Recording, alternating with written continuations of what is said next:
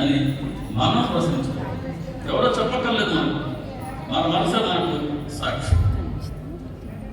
ఇలా బాబా గారు ప్రతిరోజు అమ్మాయికి 2 రూపాయలు ఇచ్చారా, వాడు తల్లికి 3 రూపాయలు, ఇంకొక అమ్మాయికి 5 రూపాయలు సుందరి ఇంకో పేరు రాశారు, వాళ్ళకి 2 రూపాయలు ఇచ్చేవారు.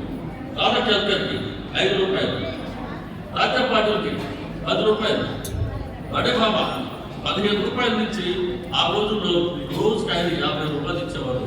ఆ రోజుల్లో 50 రూపాయలు ఎంత డబ్బు? ఇలా నిత్యం ఇస్తున్నారు.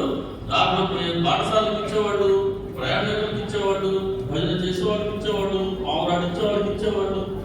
ఇలా బాబా గారు ప్రతినిత్యం ఆయన చాలా విలువగా కార్యక్రమం చేస్తున్నారు అని విని, బాబా గారు కీర్తిని కన్నకన్నిగా విని మనం కూడా షిరిడీకి వెళ్ళి బాబా గారి వల్ల కానీ భజన చేస్తే ఆయన సంతోషంగా మనం డబ్బులు ఇస్తారు అని షిరిడీకి వచ్చారు. బాబా గారి కోసం